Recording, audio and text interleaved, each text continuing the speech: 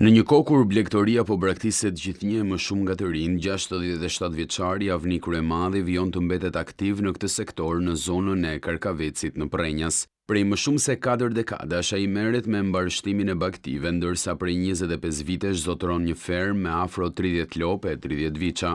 Së bashku me bashkëshorten, Avniu kujdeset për 60 krerë bagti, një angazhim i përditshëm që sipas tij shoqërohet me lodhje të madhe fizike. Kam 25 vjet që merrem me këto lopët, edhe është e lodhshme.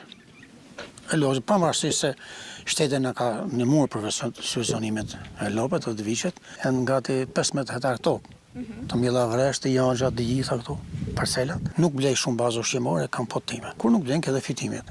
Gjatë verës ai zhvendos bagëtit në fshatin Stavrej në vendlindjen e tij, ku kullotat natyrore ofrojnë kushte më të mira për mbarështimin e tyre. Stavrej ka pasur mbi 5.000 kokë bagëti, tash janë 300-400 koka, janë 500 kokë. Në Stavrej atje është një mrekulli perle berber, se nuk ka shumë, është fusha, nuk kanë lopët që të bën dikur zullum të fshatarët është. I shojmë në mëngjes e pastaj marrin darkë. Sfidë për Kryemadhin mbetet mungesa e interesit të brezit të ri për t'u marrë me blegtori, pavarësisht se fëmijët e ndihmojnë në fermë.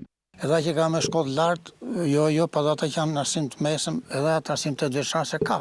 Edhe ata nuk i kanë dëshirë që për një blegtori. Më ndihmojnë me thënë drejtë fëmijët se na vret Zoti, më ndihmojnë shumë fëmijët, por çep dëshirë siç e kam unë nuk e kanë. Teksa numri i blegtorëve është ulur ndjeshëm ndër vite, Avni Kryemadhi vijon të mbajë gjallë një opsion që po zhduket në zonë, duke mbetur i vetmi blegtor aktiv në fshatin Karkavec të Prenjasit.